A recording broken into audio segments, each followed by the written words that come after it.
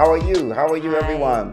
Welcome, welcome, welcome. This is now to our marriage check-in. This is number 4. I don't even remember. Number 4. Remember we did the live. Okay, number 4. So this is number 4, and we were going to talk about. We were talking about before those 5 P's as we thought about our weekly check-in, where you get a chance to check in with your spouse about how the relationship is doing. Is that a good summary? That's a good summary. How I'm doing with Antoine and how Antoine's doing with me. Yep. About checking in with your relationship, and I found that to be one of the most helpful conversations that not most people, most marriages don't really have in their relationship, like in their schedule, where you get a chance to spend some time praising, where you get a chance to spend some time planning the fun stuff, where you get a chance to spend some time really with an open schedule book, going through the practicals during the week. And then, but also, you get a chance to pray, but talk about what are some of the complaints, what are some of the things that you want to be able to complain about, issues that you want to talk about. Issues that come up. That More or may- less issues that come up that if you don't set aside a time to talk about it, will only get talked about in the heat of the moment and it won't go well. Absolutely. One topic that I know, I didn't get any comments. We ain't getting no comments. I don't know why. People ain't commenting yet. Yeah, please leave comments. We want to hear from you. I'm going to throw one out.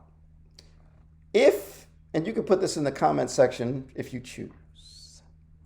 If you're going to have a complaint, one of the issues that is very hard to talk through, I mean, you can make a complaint about the household. And complaints will come up under the protest. Under the protest Okay. banner, where you will sit down and says, you know what, hon, I love you. But one thing that's kind of been a concern, one of the topics that could come up could be household. It could be something with in-laws. It could be about, maybe a little snippy. But some of the questions could be related to sex life. Yes. The topic of topics. I wanted to be able to kind of discuss, and we'll close out with some encouragements, practical, but talk to me about we've been married 31 years. Right. You sat down with dozens and dozens and dozens of wives, fellow wives, and heard the struggles, good, bad, ugly. What do you feel is the toughest part about having a talk if there's an issue in your sex life? Whether the issue is, and I'm gonna give you the 2 big that I've seen. Okay. First one is 3 big issues. Frequency. Right. How many times? How Usually many one spouse and the other spouse, hey, once every 2 months, I'm good, and then it goes up and down. And even that one time, it's like not, it's just different point, that way. Okay. The other one is they'll talk about the emotional connection not being there, and that's the primary thing. So it's more the quality, the gentleness. Definitely. What actually happens in the time. What actually will happen.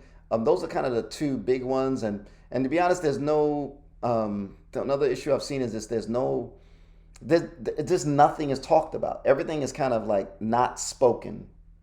And you get your feelings hurt because nothing's, that's what I see. But what do you see? And then Big another issue. one could be time. Like, Talk to me about time. Like, how long is it? Like, is it like a lead up, a da-da-da-da, and then the actual leading up to it? Or is it we got 10 minutes before we leaving out the house, let's just do, That's so another time topic. could be too, because one spouse could be thinking, I want the romance and the whining and the dining, and the other one's I hear it all like, the time. I'm tired. Let's just do this so you could be satisfied and I could go to sleep. What's the number one thing a wife, and I know there's millions of types of people, but what would you say the number one issue that you hear? Number one, I know there's a lot with women complaints related to sex with their husbands. I'd say most women, this is it. Most women will talk about the difference in sexuality. So The difference. So for men, you may be able to reach a climax quick. But for women, it takes us a while. So that's a big difference of men understanding that are they gonna put the energy into it? And That's the biggie. being in shape and the right mind to be patient, to help your wife climax. Whereas for them, after you spend all that energy, for you it's gonna be quick. And so a lot of women will talk about, how do I get my husband to understand the difference? That's a big That one. is the time, like the time put in to actually work with me, so that they don't feel shamed or feel like I'm bothering him. It's a bother. What that being said, what's your number one encouragement? If you had to give a blanket encouragement to most husbands to have if they need to have a talk with their wife about a sexual issue, what would you encourage? For a husband to go back to their wife to talk about something, I think the most important thing is for the husband to communicate a compassion. Like, I want to do this for you. Got it. I want you to have a climax, and I'm willing to do the work. I don't always know what to do. I need you to help me and show me. But just the humility of, I want to do this for you. I want to help you. Because just so she can feel good saying, because it's already an awkward conversation, right? It's already awkward. So that would kind of open the door for the wife, and if it's the man on the other side, to be able to say, we're a team at making this work, making us both happy. What would you encourage? And for the women, it's assuming the best. Assuming the best. That your husband wants to have a good time too. And take the risk. Because it's very vulnerable to say, or like we just in the movies, when you see people being intimate in the movies. Please, yes. It's just like boom, it's it all happens. Hollywood. But then you're like, but that's not happening to me, because the communication does have to be there. Like, they can't mind read. Yeah, mind reading is a biggie. And so the movies doesn't kind of give you Not a good picture, because you think they're just gonna know, but they don't always know. And what makes you feel good changes. And so what made you feel good when you were 20 may not be what makes you feel good when you're 30 years later. 30 years later, 50, and so 60s. You got to talk about it. Just like everything else in your relationship evolves, that evolves. Oh my God. And as we, talk about it. And I'll say as we grow and as we age, your sex life as a married couple in your 20s is very different from your 30s. Yes. Is very different than your 40s. And so that whole thing, that's a whole thing. You've got to be able to be open and honest. Look, first thing I thought of when I heard this topic was the number one issue that always seems to come up is the complaint. The husband, sex means so much to men. Their ego, their drive tends to be over the top. Men's sex drive is almost more like a burden we carry, right? Because look, as we're trying to live faithfully and spiritually, and we're carrying this 500-pound boulder that's on our minds all the time. I mean, that's just the fact. I'm gonna tell you. It's the way you made. Tell you single people. It's the way you made. Don't be thinking them single people. They don't think about that. He's just my friend. Trust me. It's on your mind all the time. Okay. But then you feel like the men will feel like the spouse. It's like they just have a button. They could just turn. Like, it's not so that priority list that for men. Sometimes it's reversed, but mostly I would say for men, it's like up here. It's right up there with breathing, close, eating and breathing. And then other women, it's important, but it's not quite the same. Is that a fair way of describing it? Yeah. Well, you can't really say for all women, because I've talked to some women where everybody. It was reversed. Sometimes it's reversed, yes. They're like, he never thinks about it.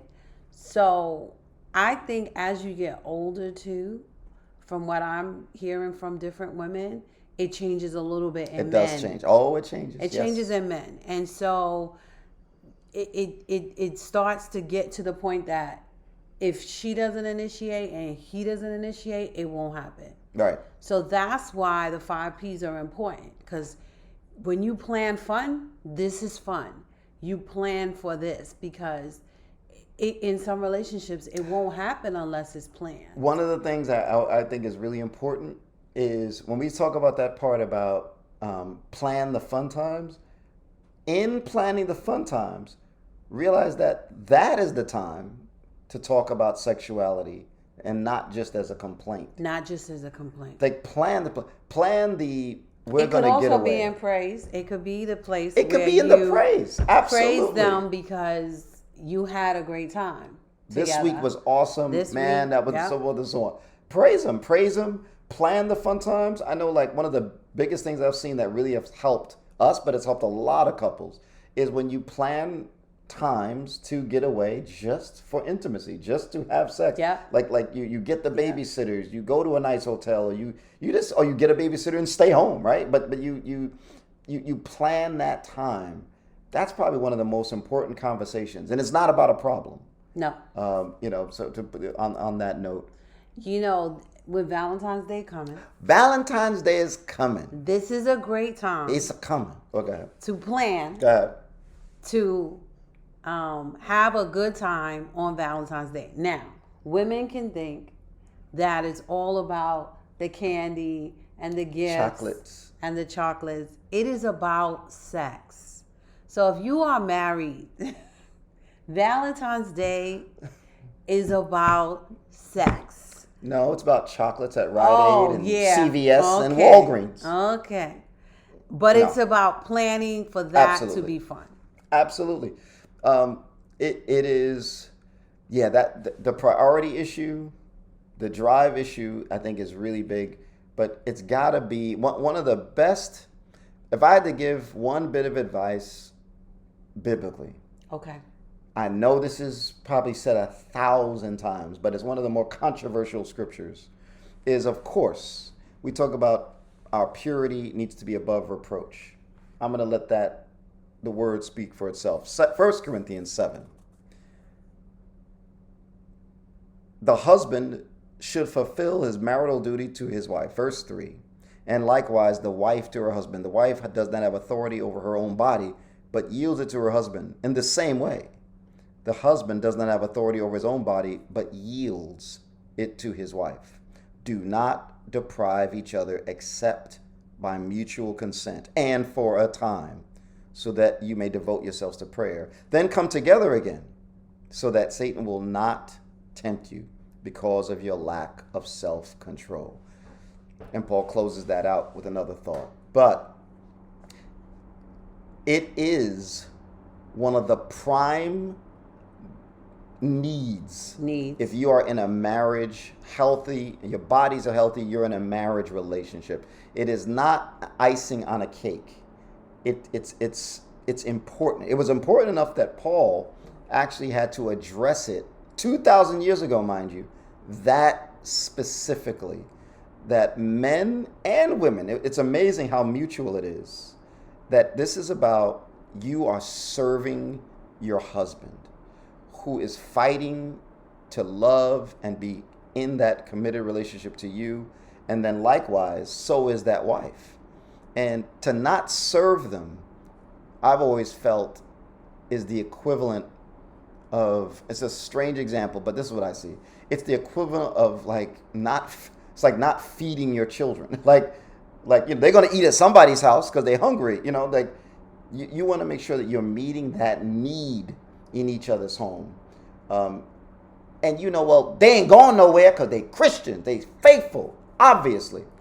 But that's not what it's about. Right. It is, in fact, but it's funny, Paul actually warns, yeah, that's true, but realize they're human. So why put that burden on top of the marriage that you're not meeting their needs? So if there needs to be a conversation, have the conversation. Right.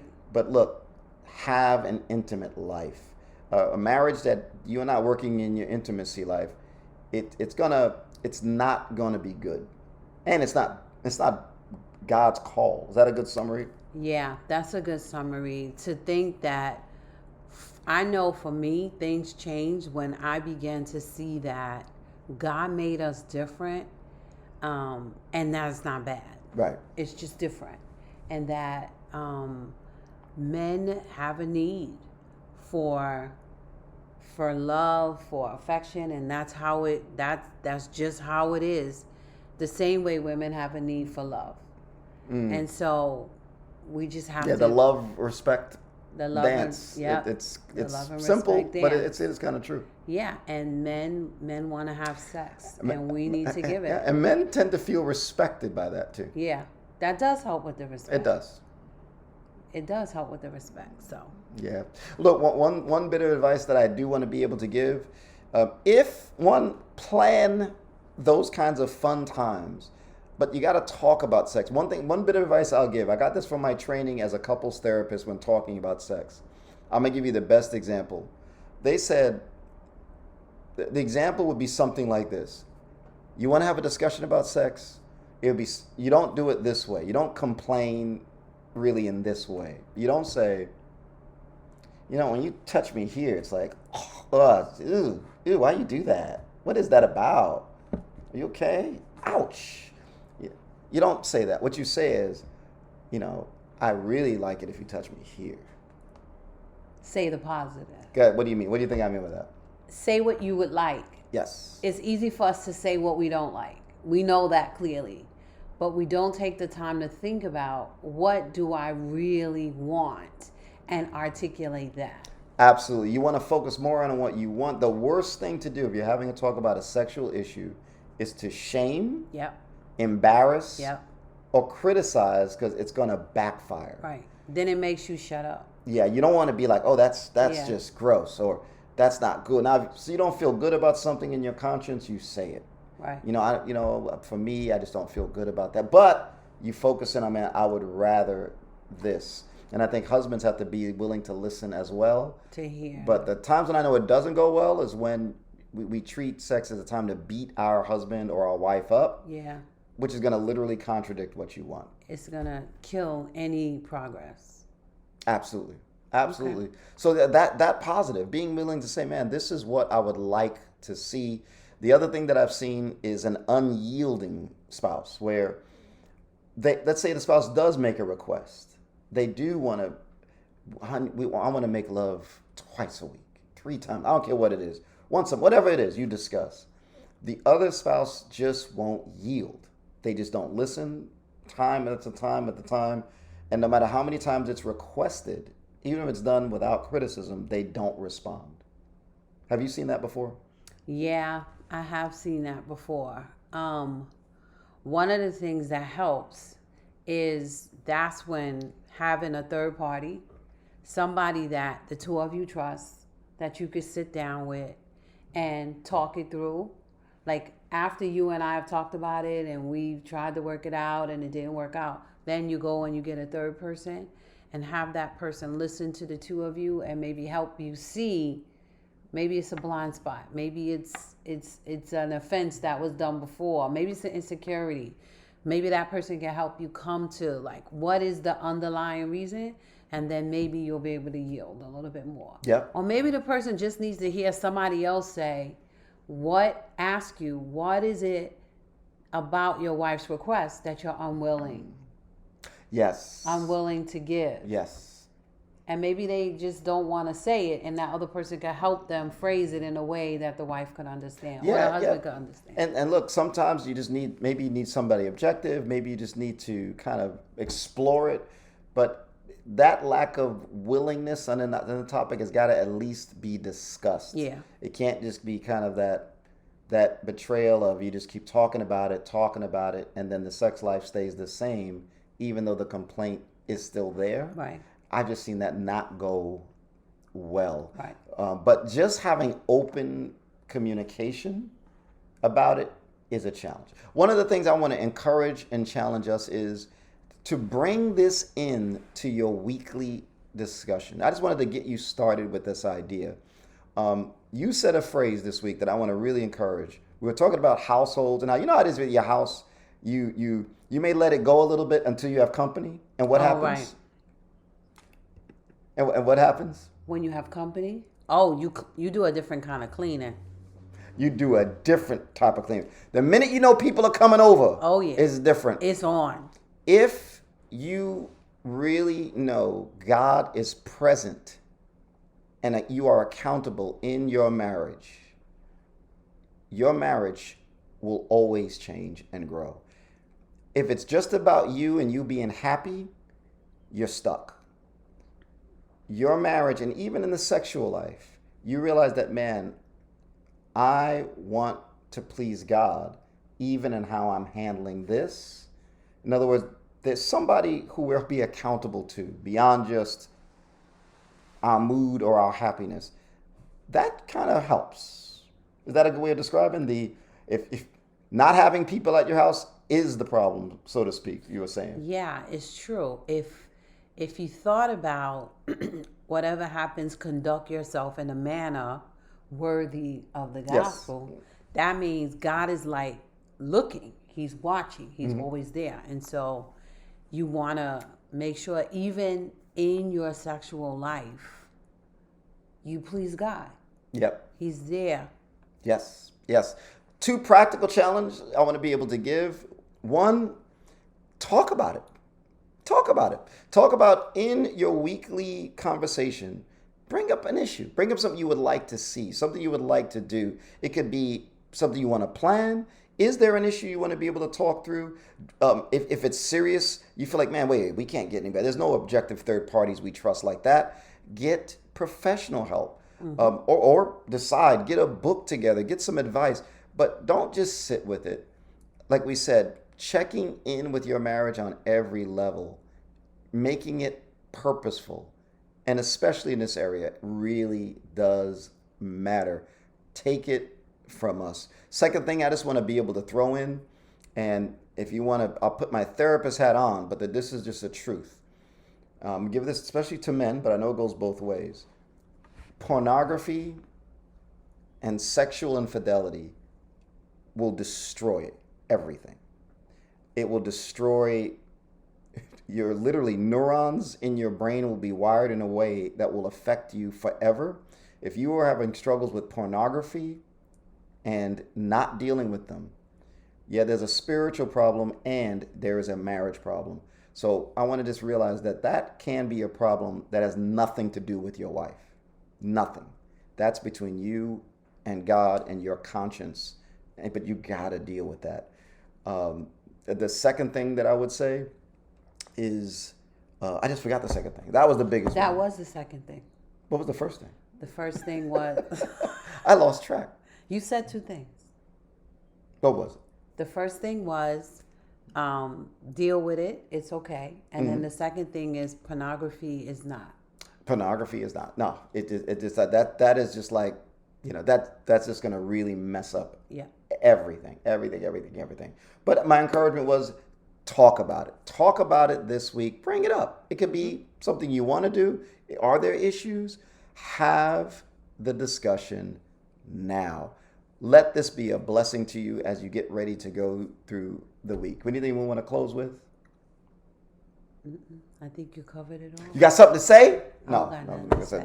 But guys, thank you so much. Look, we would like a couple of things. We would like you to be able to put comments, suggestions next week. But I do want to, please don't let this be something you hear as entertainment and then go back like we shared in Ezekiel.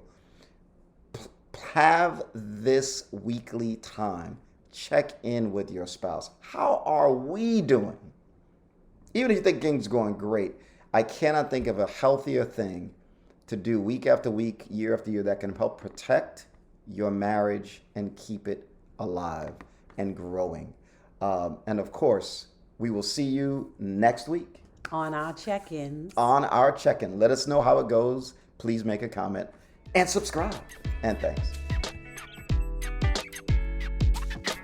Find more of our videos on our YouTube channel, Mind Change. Let us know what you think. Add comments, ask questions, give suggestions for future topics. We'd love to hear from you. Thanks.